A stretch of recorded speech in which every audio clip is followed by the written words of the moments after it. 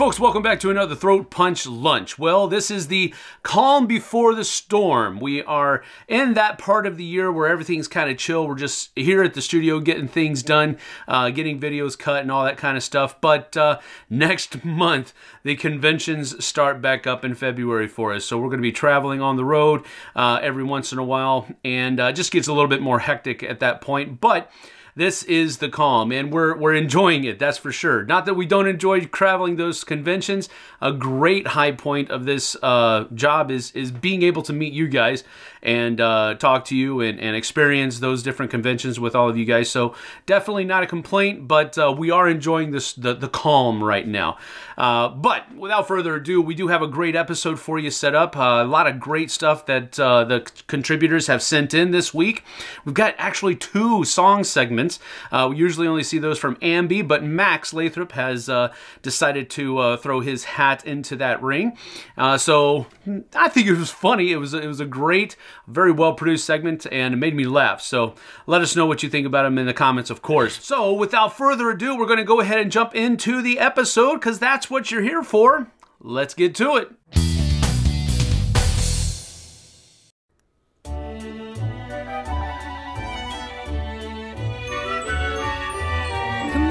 We'll start our work at the Kanban using factory.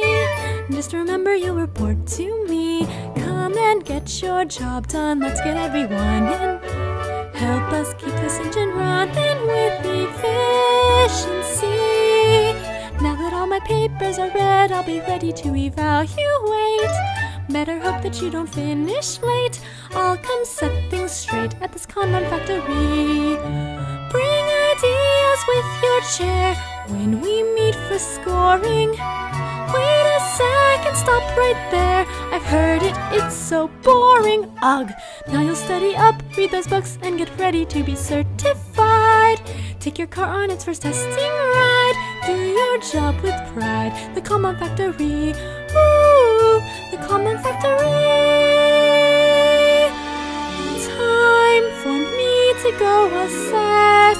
I see you've done much less than I desired.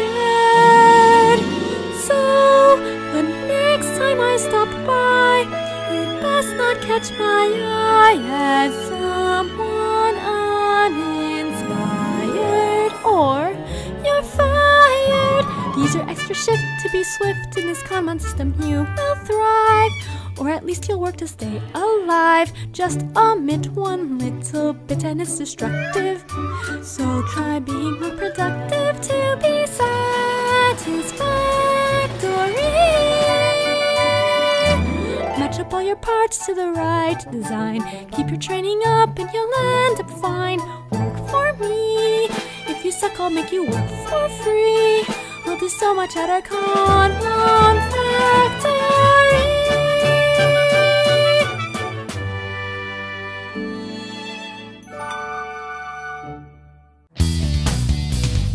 Hey everybody, it's Jay, and it's time to talk about your flair.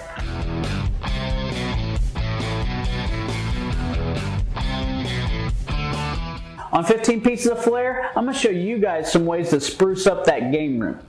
My next couple segments, I'm going to make some decorative dice trays, and my buddy Eric Duckett suggested I make a coffin-shaped one. So I did, and it makes a pretty cool piece of shelf flair. So let's check out how I made it. For this project, you're going to need a 1x2 piece of wood about 30 inches long, a tape measure, a 1/8 inch thick piece of plywood, a permanent marker, wood glue, a quick action clamp, a handful of 1 1/4 inch screws, black spray paint, a skeleton stencil cut on my Cricut vinyl cutter, polyurethane, and a brush. Also, we'll need a miter saw, a jigsaw with wood blade, an electric driver with a Phillips bit, a 5/64 drill bit, safety glasses, and not pictured are going to be a hammer and some small nails.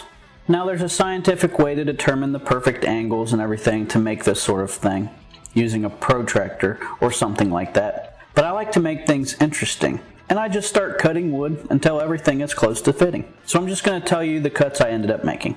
Now when I tell you a specific angle that you're going to want to cut, you just take your miter saw and make the adjustments to it to that specific angle. The first piece is 3 7/16 inches long, and both sides are cut to 33-degree angles. Now you're going to need 2 more pieces cut to 3 7/16 inches. One side is going to be cut to 33 degrees, and the other side is going to be cut to 26.5 degrees. Next, you're going to need 2 more pieces cut to 6 3/8 inches long. One side on each piece is going to be cut to 10 degrees, and the other side is going to be cut to 35 degrees. And the last piece is going to be cut to 3 1/16 inch long, and both sides of that is going to be cut to 40 degrees. Once you've got all those cut, you take your plywood and along 2 edges of it, start to align the pieces of your coffin, then carefully trace around the outside edge with the permanent marker. After putting on your safety glasses, cut out the coffin using the jigsaw. Take your pieces for the walls of the tray and attach each one to the base. To do this, apply a bead of wood glue to a piece, then use the clamp to hold them tightly together. I used the small drill bit to drill 2 pilot holes to prevent the wood from splitting when I put the screws in.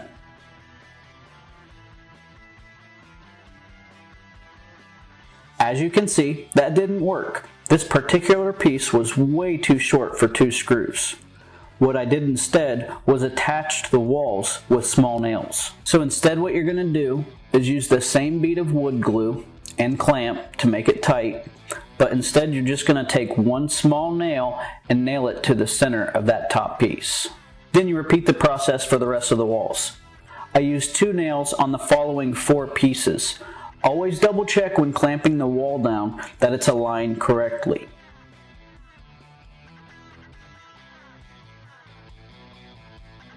A trick I sometimes use is to take the piece you're about to attach and trace along it on the opposite side so you know exactly where you're able to put your nail in. And then again on that bottom piece, I only used 1 nail again because it's so short. The wood glue actually holds that stuff pretty well together, so even with 1 nail it shouldn't rotate and you should be okay. Once all the walls are attached, I apply a bead of wood glue along all of the interior joints.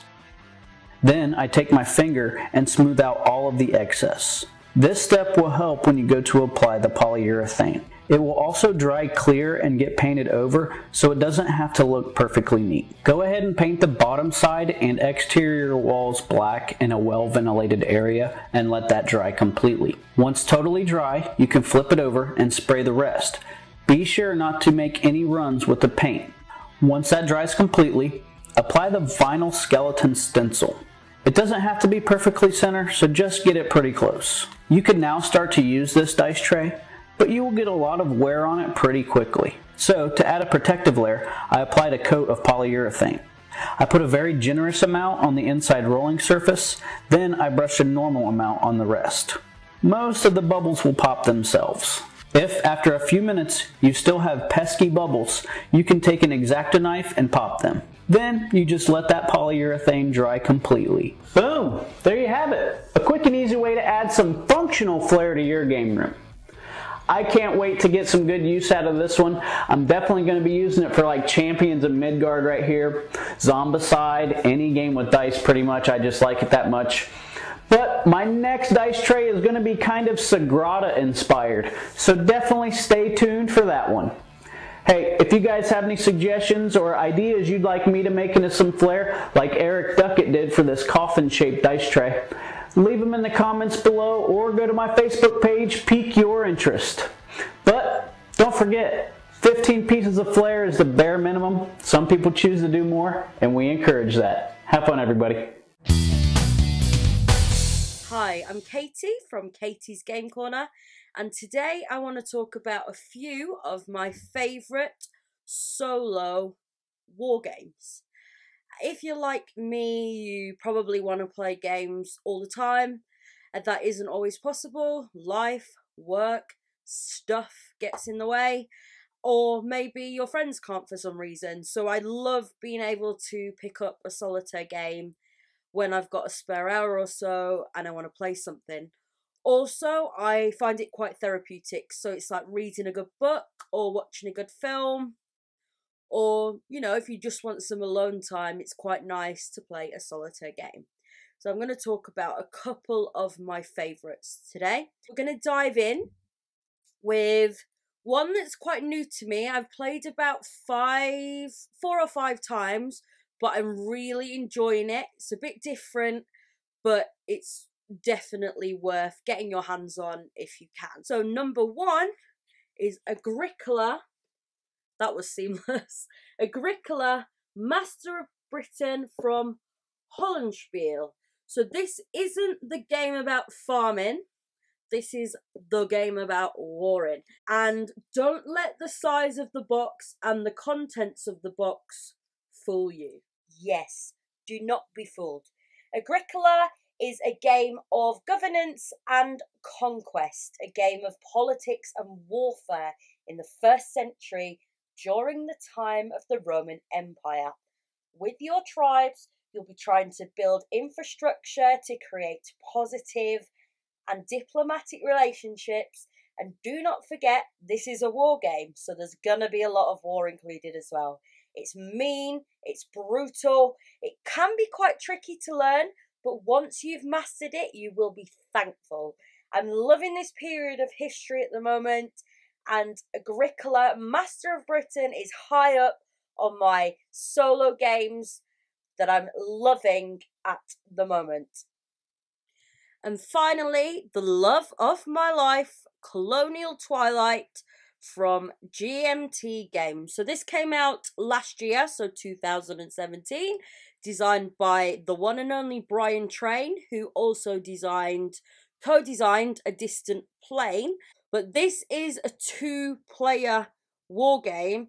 However, it's perfect to play solo because you only need 1 bot.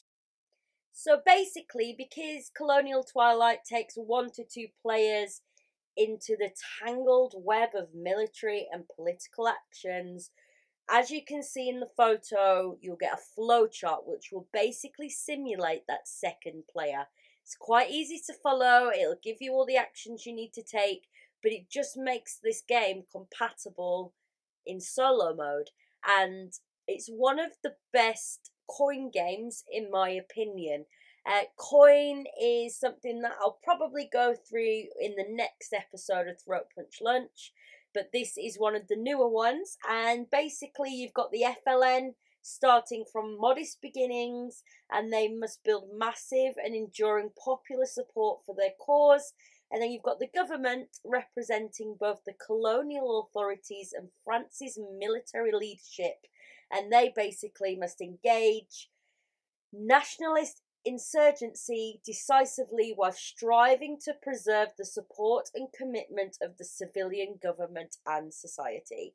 So you're simulating the French-Algerian War. I love this game. I've played this game probably about 10 times since I got it. It's good fun. Again, it's quite mean and it can be quite a learning curve, but once you've learnt it, you will be so happy that you did. So there you have it, a couple of my favourite games to play solo. Thank you for watching. I hope you enjoyed, and I'll see you next time. Bye!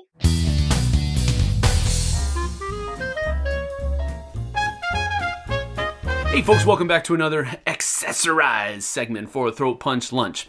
Last episode, we did a segment on the box organizers that are available from a company known as Feldherr. Now, last episode, it was more of a just, here these things are. These guys are available, these things are out there, go check them out. Well, I wanted to show one in more detail this week, and so I have already done a video on the Star Wars Rebellion organizer that they offer.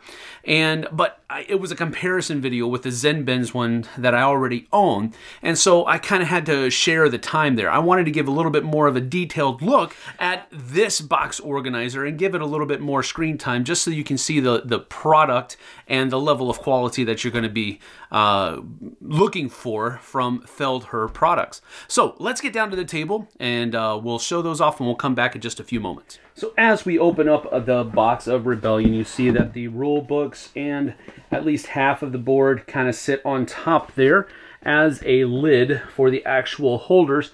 And here you can see that, let me see if I can get a little bit of a better angle for you. You can see that each little model has its own little cubby hole that kind of sits in there. These are the Planet Destroyed tokens that you use in the game. And then every model has its own little place. Then you can lift this out, and there's the next one. This is the Imperial, of course, with all of the ATSTs and AT-ATs and Star Destroyers, Troop Carriers, Stormtroopers that are back here, and TIE Fighters that are here in the corners. So you see that everything kind of fits in there really nicely. And this lifts out, and then you have some of the other things that come in the game. And the other board. And this one actually has a lid to it. You could actually probably put this one on top. But then you have all of the other things that come in the game. The dice, the cards. Down here in the corner, you have all of the different character standees, all of the different tokens that are here. Now, one thing that I do want to mention is that this is created so that you can sleeve your cards, and there's plenty of room in these cubby holes for sleeved cards. I actually have the expansion cards that are still in here. I didn't take those out. But I do want to mention the expansion here real quick, because while it doesn't fit inside this box particular, there is one that they sell that is for the expansion box as well. And of course it has enough room for all of the cards and all that kind of stuff that comes in the game as well, or in the expansion. So this is separate that you have to purchase, but it doesn't fit inside the box. I wish it did, but it doesn't. But if you still have your expansion box, you can get this one as well from their website. All right, so that's it. As you can see, this one is really meant for those people, I think, who are going to be painting each and every miniature in this game, and they want each and every one of those paint jobs to be protected in a very pristine way.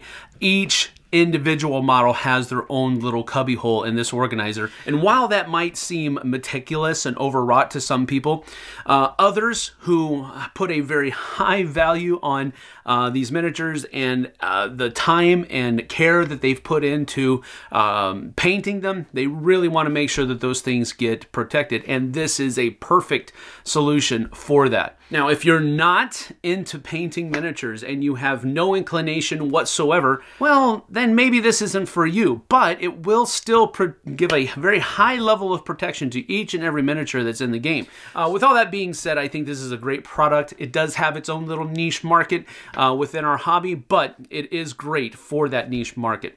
So that's it for Accessorize this week. Let's get back to the rest of your lunch. Have you ever wondered what games you should keep or you should lose?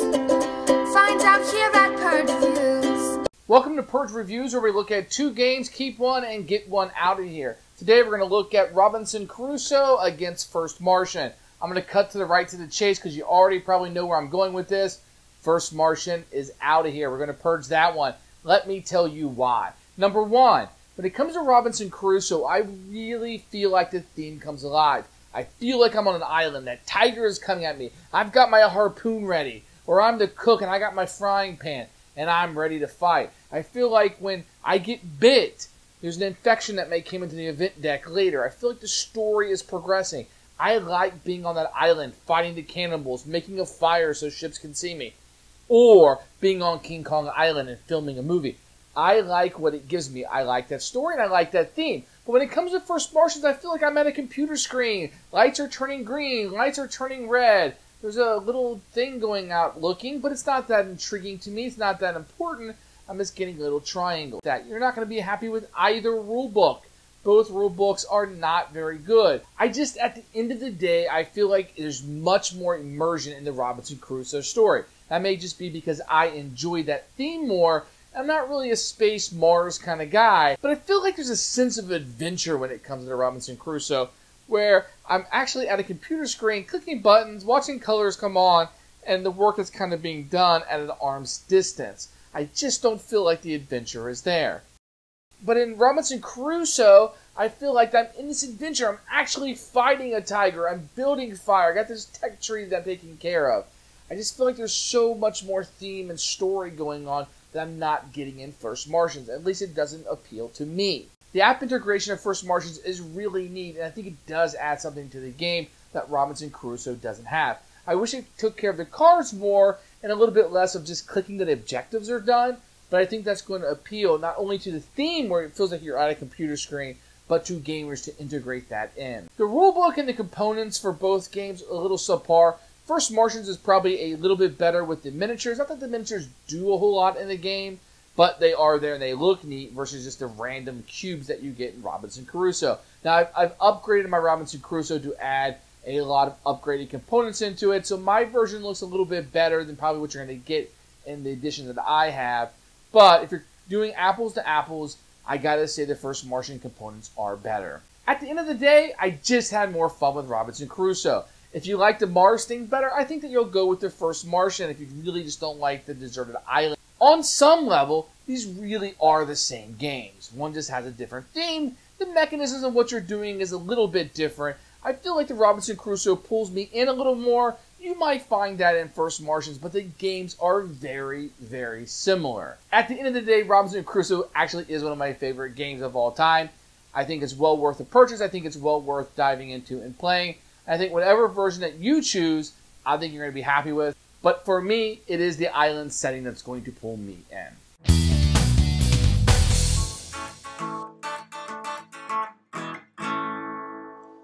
Hey, welcome to Throw Punch Lunch. My name is Bobby, and this is these totally geeky games where I make recommendations for those geeky friends of ours with interests outside of our hobby. This week, I thought I'd cover recommendations that I'd make to Doctor Who fans. So if you have a friend, that's a Doctor Who fan, or if you yourself is a Doctor Who fan, perhaps you'd enjoy this list. Now, I'm really excited because just recently a game came out called Doctor Who Time of the Daleks. Now, I haven't gotten my hands on this game yet, but I've been told that this is the Doctor Who game that we've all been waiting for. Because before this, we haven't really had a definitive Doctor Who game, and I'm speaking as a Doctor Who fan myself.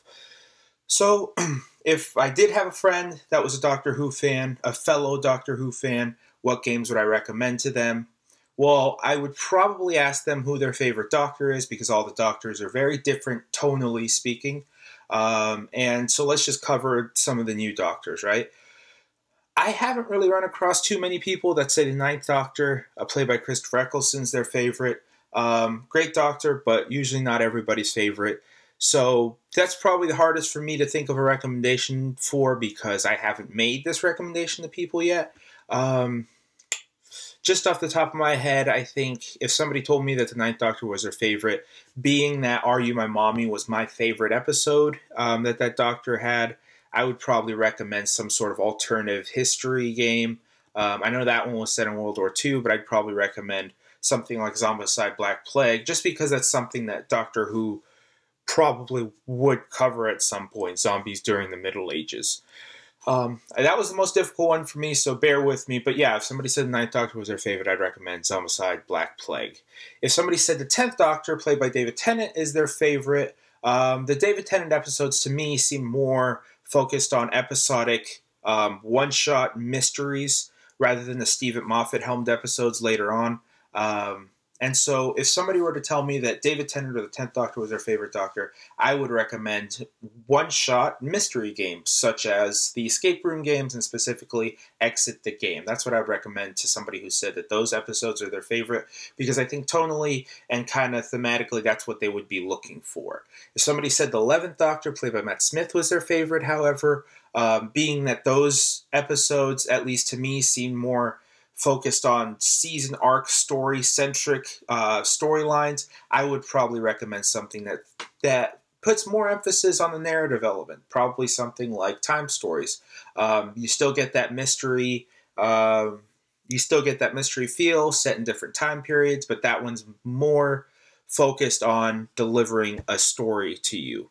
And if somebody says the 12th, let's call him the 12th Doctor. If somebody says the 12th Doctor, played by Peter Capaldi, is their favorite, I would recommend, being that he's the man that stops the monsters, I'd recommend probably a Cthulhu-esque game, like Eldritch Horror, being that it's a big world-saving game, big epic game where you stop the monsters. If you're a Doctor Who fan, or if you have any friends that are Doctor Who fans, those are the games that I would recommend to everybody. Let me know in the comments what games you would recommend to Doctor Who fans, or being a fan of the show yourself, what games you found yourself to enjoy, because it delivers the feel of Doctor Who. Anyway, I'll see you on the next Throw Punch Lunch. My name is Bobby, and this has been These Totally Geeky Games. Bye. Hey everyone, this is Tim Jennette the Metal Meeple, and this is the Budget Board Game Breakdown.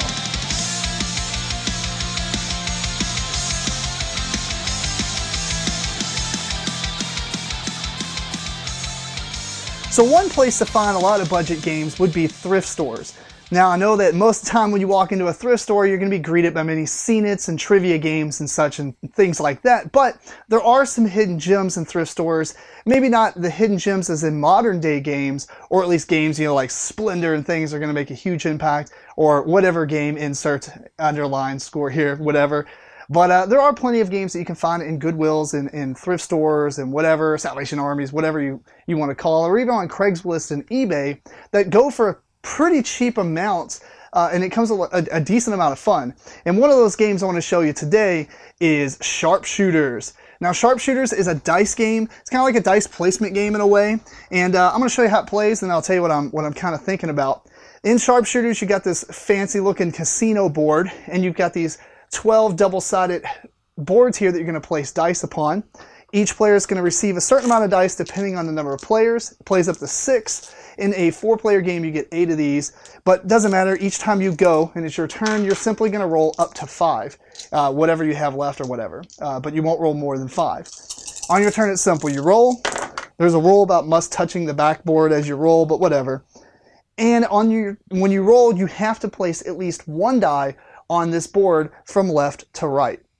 Now in this case, we could take both these ones and fill in this like there. You have to place 1 die, but you may place as many as you want after you roll. The reason you want to do that, you can see here when we place 2 ones on this, just to zoom in, you'll receive 20 points. And you get points. The points are in 3 different denominations of poker chips. And then we would collect that, because if you were the last player to fill in a row, such as us here, then you receive the benefit. Like for instance, if I was to put this 5 here and this 5 here, that wouldn't be a good move because I don't have any other 5s, and I can chance it by rolling again, but well, actually that worked out. So we'd actually get 30 points. But let's say I roll a 4. At any point you roll and you can't place anything, your turn immediately ends, and then that's it. So if another player comes along and puts 1 5 here, they're going to score the points for that row. And that's pretty much the game. You're going to keep placing dice until this board is full, and that's going to be 1 round, and you're going to play 6 cards worth of rounds. You would play this card, then we'd play that card, etc. You can play more or less if you want, I guess. But other than that, you've got, just to show you some of the layouts here, we have wild, so once somebody places like a 3 here, all these become 3. You've got negatives. Whoever fills in the last one here will actually subtract that many poker chips. And you've got different things. There's like full houses and straights and things, but you have to go left to right. Anyway, that's pretty much the game.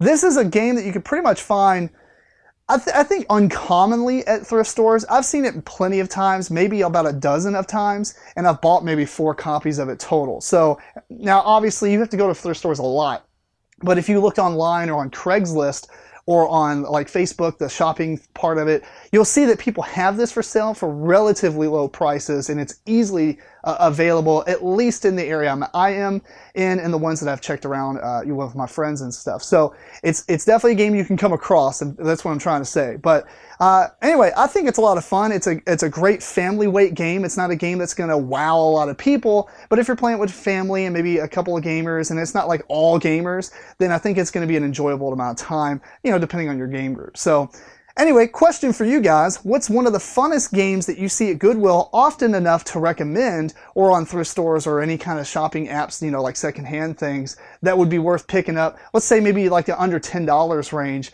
that you would recommend to anyone else. Obviously, taking away modern games, these are games that would be older and such. You know, what kind of stuff do you see that would be a great find? You know, or sorry, a playable find. Doesn't have to be valuable or anything like that, but just a lot of fun. Anyway, if you have any questions, feel free to email me at timjennette@gmail.com. Follow me on social media at the handle below. Check out my podcast, Meeplecore, and comment below on what you think. Until next time, keep on rocking and rolling dice. Hey everyone, welcome back to another episode of the Cardboard Herald's Rook and Record here on Throat Punch Lunch. And on this show, we pick the perfect soundtrack for you to listen to while playing our favorite games. And today we're taking a look at Sheriff of Nottingham, which, look at that. It's a Dice Towers essential. How fitting. And I couldn't agree more. I think that this is a great game. It's some of the most fun that I've had lying to my friends as we're taking turns and who's the sheriff and who's trying to smuggle in contraband or who's trying to tell the truth but make it look like they're smuggling in contraband. I love that about this because it's in a real tight, like 45-minute package instead of like a long 3-hour game as often those head game type of strategy games can be. And also, I love that everyone is seedy. Everyone's a criminal in this, and it celebrates that. And so I needed something that moved along at a quick pace, was up-tempo, that had that levity, and also celebrated kind of the seedy side of society. So, of course, I had to go with punk rockers, and what better way of doing that than The Clash with their self-titled album. The American release, mind you, because it has a slightly different track listing than the British release, and you don't want to be playing Sheriff without I Fought the Law, because that song, I Fought the Law and the Law Won, perfectly describes my experience in playing Sheriff, because I always want to be the one to smuggle so much contraband in, or the person who acted like they got so much contraband when secretly it was 5 chickens. And inevitably the law always wins. Now, The Clash. This is probably my favorite punk band of all time, and this album, while I like all of their stuff that's to come, it's a little bit more youthful and fun and a little bit silly and celebrating some of the swagger that the Clash and punk movement had. Just look at these guys on the front here. They look like they are going to be smuggling something somewhere. They look like criminals. That was part of the whole punk motif, especially Joe Strummer here. Arcane wonders, when are you going to be making our Joe Strummer promo character? You have a ton of awesomely crafted and performed songs that are simple and to the point. There's not a lot of bells and whistles to the Clash's repertoire, but that kind of matches Sheriff of Nottingham. It never overstays its welcome. It's short, concise songs, and it is really up-tempo and fun. People will be nodding their heads and singing along as they're trying to lie to their best friends. And that's why I think the Clash's self-titled album is the perfect soundtrack for Sheriff of Nottingham. What did you think of our pick? What is your favorite album to listen to while playing Sheriff of Nottingham? And what game do you want Rook and Recordified next? Let us know in the comments below. Thank you so much for watching Throat Punch Lunch and the Cardboard Herald's Rook and Record. If you go over to our channel, we have all sorts of other reviews, recommendations, and of course, lots more Rook and Records. And remember that the more that we do of these, the less bad music you will have to suffer at the table.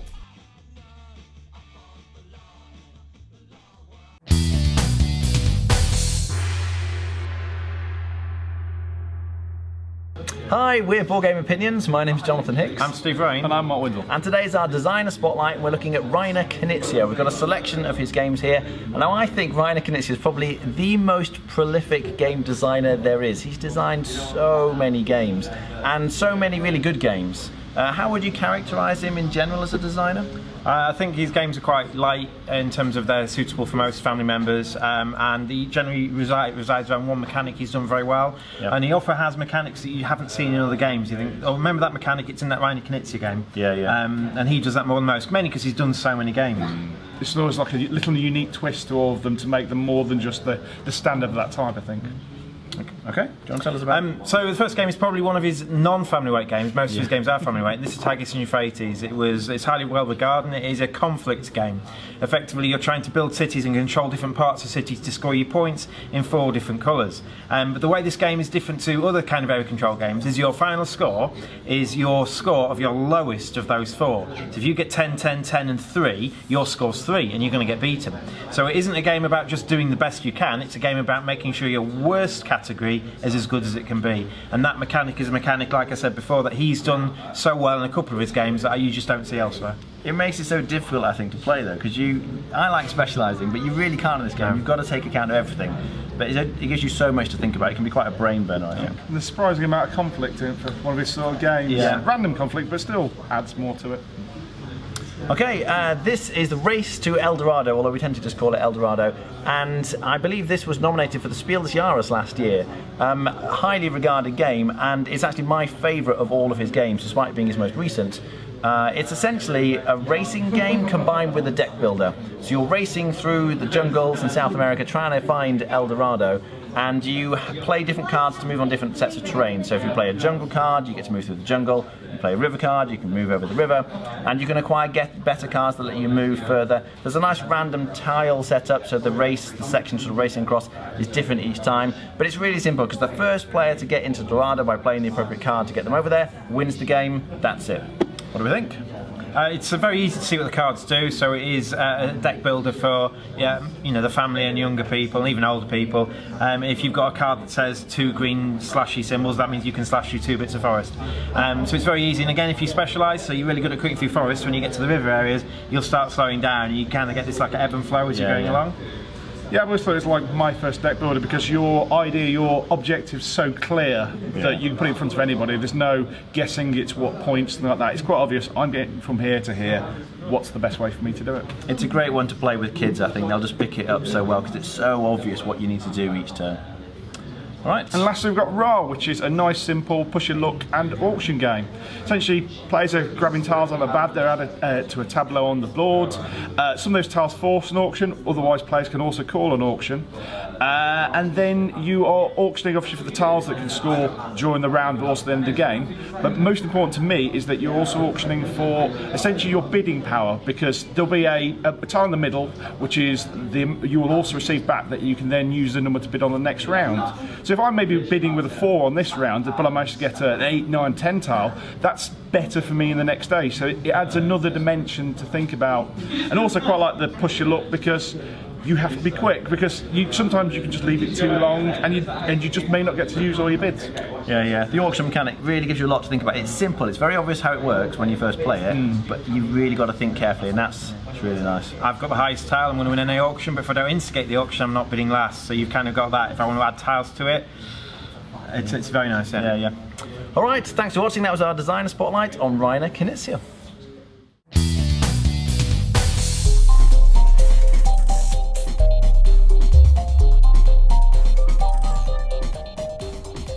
This is Roy Cannaday from Epic Gaming Night, and this is Why It's There, where I talk about a game in my collection and why I really enjoy it and why it's stayed around in my board game collection. So today we're talking about the first Kickstarter game that I followed religiously and was checking on all the updates all the time and was super excited about, and that is Xia Legends of a Drift System. This is a sandbox game where you're going around and trying to get points in a variety of ways. You can be a merchant and go around from planet to planet, dropping off cubes and getting points. You can upgrade your engines and get cool weapons and become a pirate and start blasting the other players or the merchant and try to become an outlaw and trade on different outlaw planets to get better rates and easier to trade cubes. There's all sorts of stuff in Xia Legends of a Drift System, and I'm a huge fan of that. Just being able to play a game just the way you want. So I can go out and, hey, I want to do this game, I'm gonna go around and fly around and do whatever, but my friend wants to play the game a completely different way, and he's able to do that totally, and we can all play the game in different ways and still get tons of fame points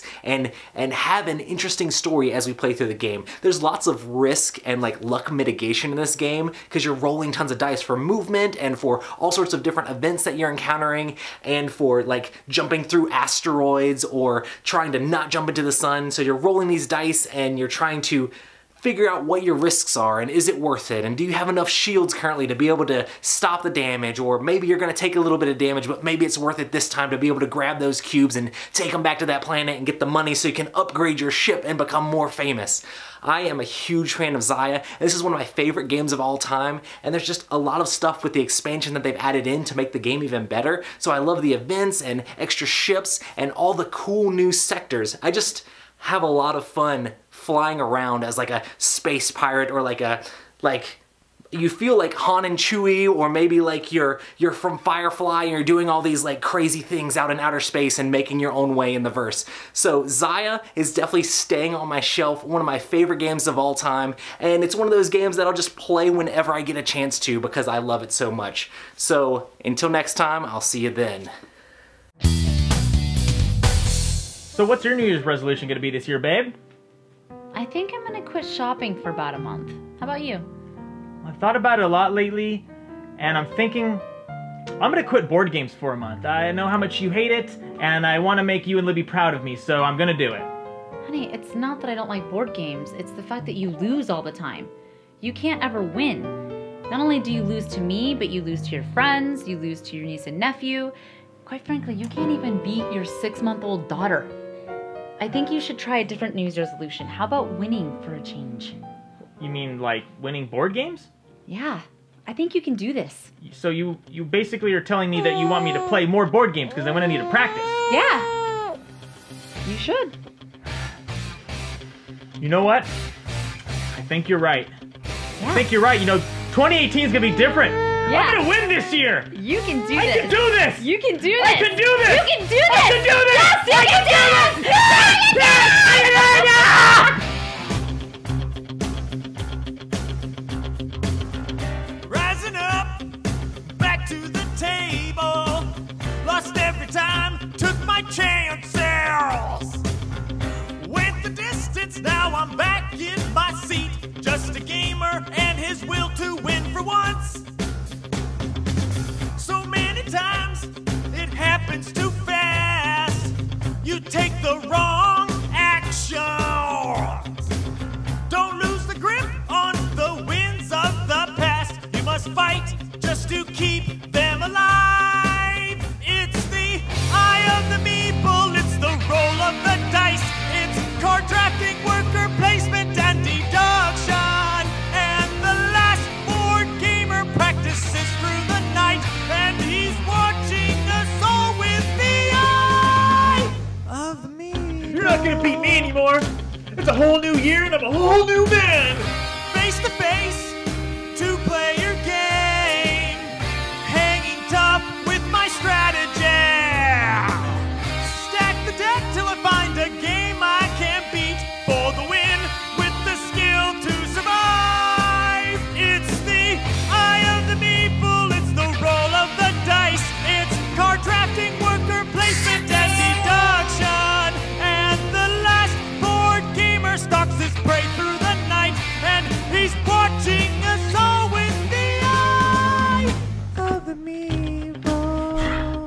I'm not going to lose anymore. Old. Rising up, straight to the top. Had the pips, got the glory.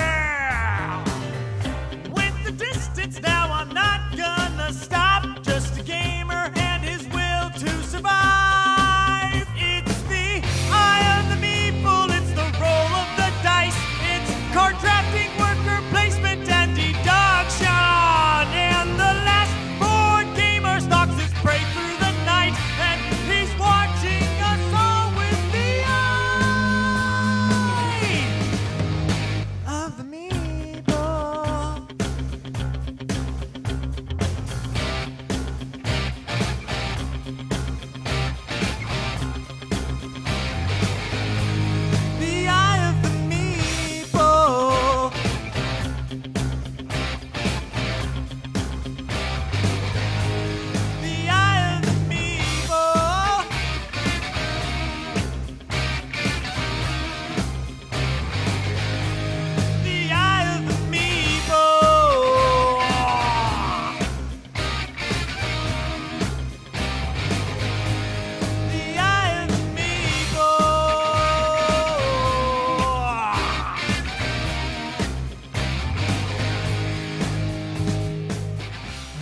Max Lathrop with Gaming Unplugged, and in 2018, I'm gonna love winning me some board games.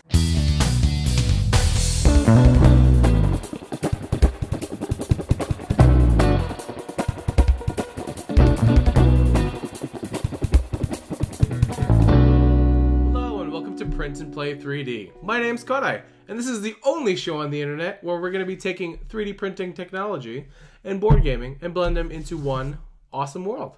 So today I have something cool to show you guys. You guys know this game Baron Park? This insert is so bad. It's why even bother calling it an insert? It doesn't work. It's just an X. That means nothing to me. So I went on Thingiverse.com to try and remedy the situation, and Carl Bibby, I hope I am pronouncing that correctly, made an insert for this game. It's pretty fantastic. Let's get it to the table and I'll show you what it looks like. So here we have the insert on the table, so let's take the lid off and see what's inside. So right on the top you see the rule books. It's neatly laid out. And this insert comes in 3 different trays. 2 of them are stacked on top of each other. First tray holds the different bear houses. These are kind of standard ones. And then it holds one enclosure on the bottom right here. The second tray holds the different animal enclosures. Those are the special pieces, and there's no specific order, but you can find them on the board pretty easily. You can identify them. Then here's the green tiles, so here's the L1, and then here's some of the longer green tiles like this street. And the smaller ones like that one and that one are right there. These are like the toilets, right? Moving along, the last tray holds all the player boards. So these are some of the player boards, the front and backs, and it just rests on top like that. And then here are the additional tiles that you could purchase. They're right here. The achievement tiles are right here in this corner.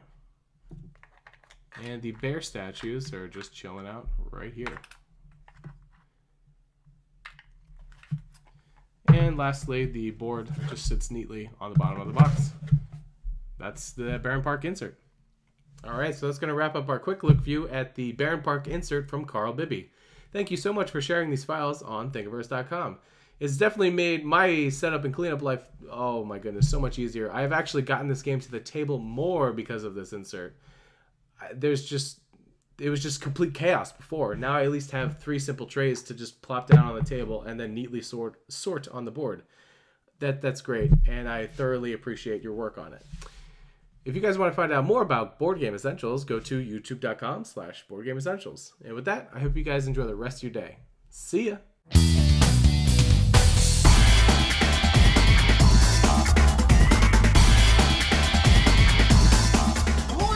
Throat punchies, I'm Forrest from Bower's Game Corner. I'm back again for 3 reasons where I do something vaguely related to the number 3. 2017 has come, it was gone, it was a fantastic year for games in my opinion, but there were ultimately disappointments, there were bad games, there were great games, there were good games, and over the next few episodes I'm going to be giving some top 3 lists from the games of 2017. One of my favorite things to talk about are disappointments, so this week is going to be my top 3 disappointments from 2017. Just to clarify, I don't have these as the 3 worst games from 2017. These were just games I was excited about that disappointed me. So starting off with number 3, I have Photosynthesis from Blue Orange Games. I watched Tom's review of this. He glowed all over it. I think it was Sam's review that glowed all over it. I heard a lot of buzz about this game. People were really excited about this game. I got an early copy of it.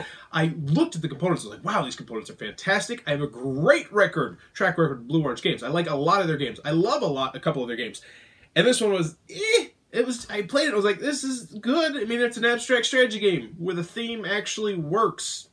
And that was about all I had to say about it. I think it's a good game. I don't think it's great. I didn't keep it.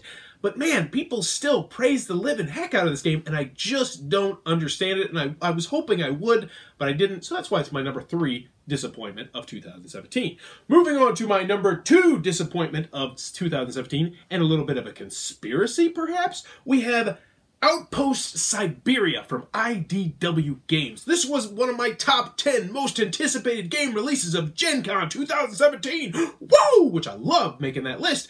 And this game is all about you being out in Siberia, and you're out in the cold, and you have to survive, and there's bears, and there might be paranormal, and there's dual-use cards, and it sounded like a really cool, difficult, cooperative game. The problem with the game was apparently it's impossible to beat. Even if you set everything up for you to succeed, you will still fail each and every time. And I think there's a video on Boardgame Geek of someone literally setting up the game so that they could not fail, and yet they still lost the game. And now this is where things get interesting. I gave this game a garbage review. I trashed the living heck out of it, and it comes out that one of the designers of the game reached out to me and said, hey, there's actually this crucial rule that is missing from the rule booklet that changes the game.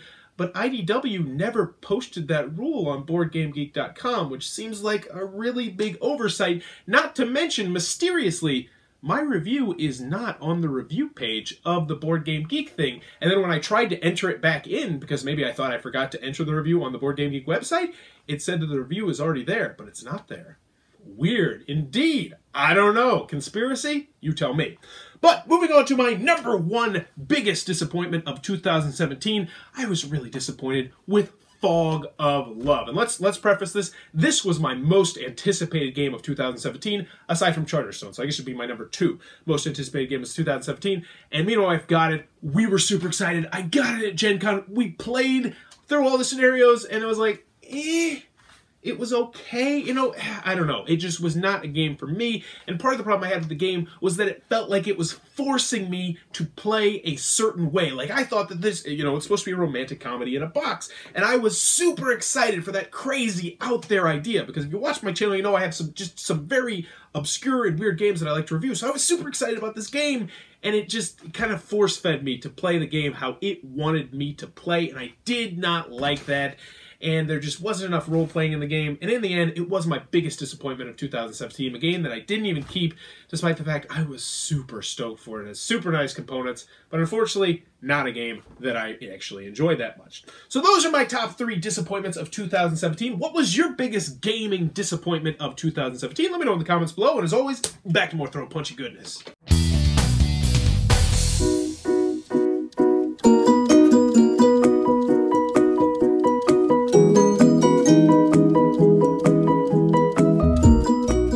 Hey everybody, Even Steven here. Today I'm showing you my gaming moments in Captain Sonar, this real-time strategy game where you're trying to destroy the enemy submarine.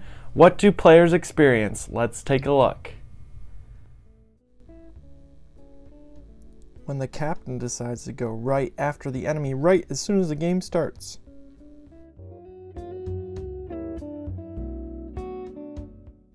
Or when you're the captain and you realize that you are trapped in between islands in your own lines. When you and your team are in sync and on the same page for all of your moves. Or on the opposite side, when you and your team do not mesh at all.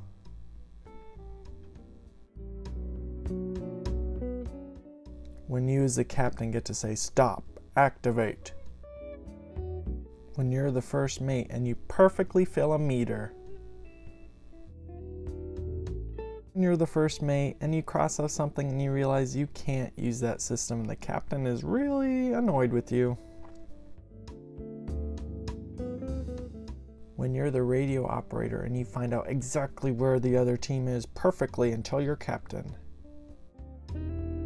Or when you're the radio operator and you absolutely have no idea where the other team is.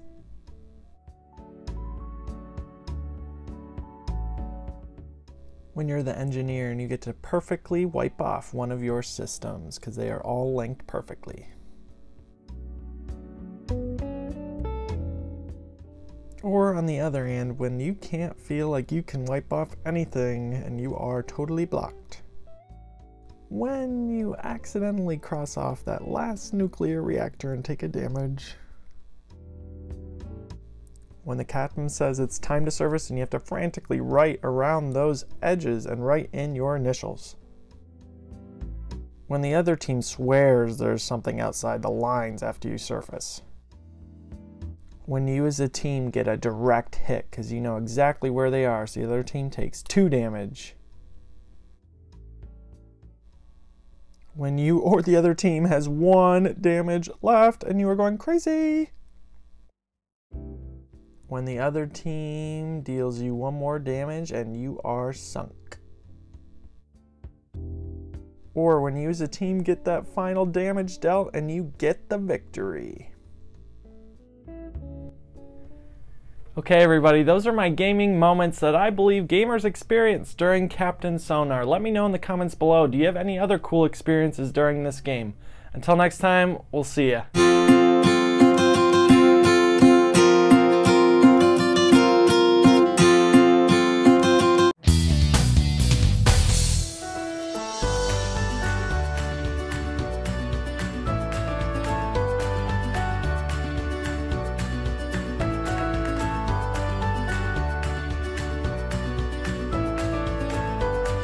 Hey everyone, fresh back from HandyCon convention in the UK and ready to do another Throat Punch Lunch segment for you now, the starting tile, where you can find new and different gateway games to introduce your friends and family to this great hobby.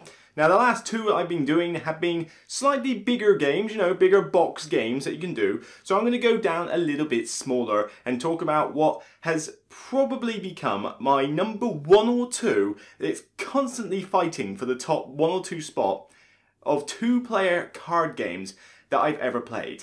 This came out all the way back in 2013, yet I barely knew of it until, you know, not to inflate the ego, Sam Healey was raving on about this one and I'd never heard of it and I thought, what are you on about? This weird Japanese name. Hanami Koji. Trust me and trust him. This is amazing.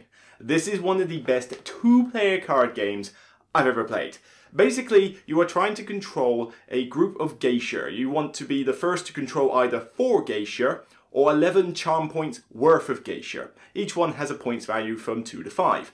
And the idea is that you have 4 actions that you can do each round, each of you and your opponent. What will happen is that you have a selection of cards. They represent items that the geisha hold, and the number of points they're worth also corresponds to how many cards there are for that geisha. So 2 harps, 2 lyres, 4 teapots, 5 flowers, you know, that kind of thing. You know, think Japanese geisha.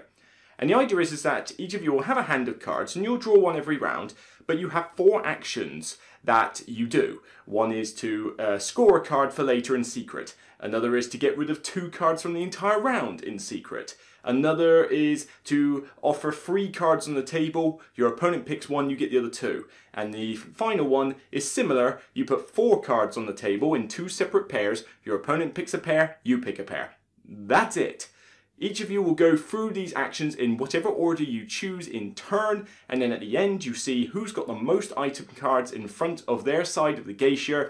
That's who wins the favour. You check if anyone's met the endgame condition. If no one has, you carry on, leaving the favour tokens in place so that your opponent has to work extra hard to win the favour back off you.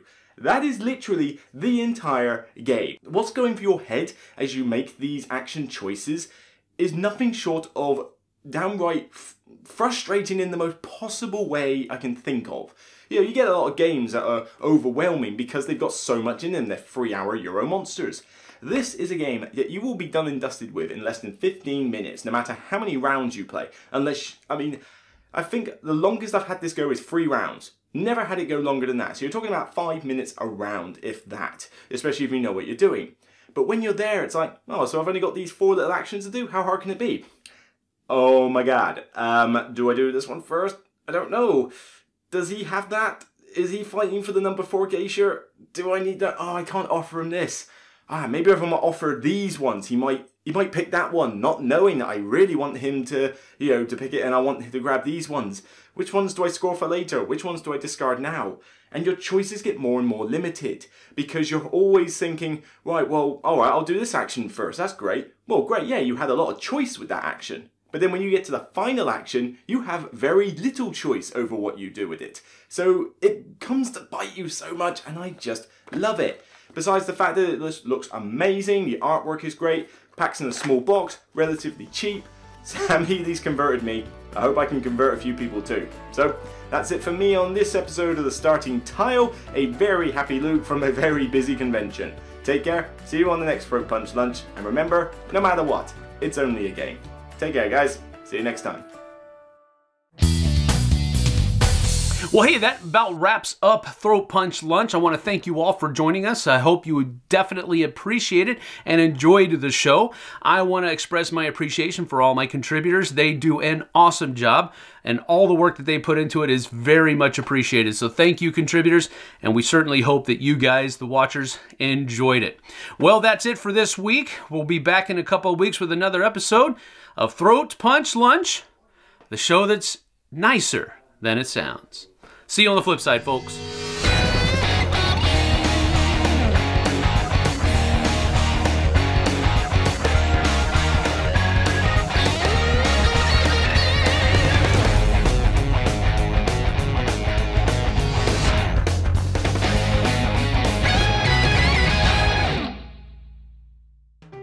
Thanks so much for watching the Dice Tower videos. Find more great videos and reviews, as well as our top-rated audio podcast at Dicetower.com.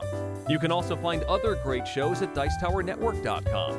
I'm Eric Summerer, and you've been watching The Dice Tower. The Dice Tower is sponsored by Cool Stuff Inc., where you can find great games for great prices. Cool stuff in stock. Check them out at CoolStuffInc.com.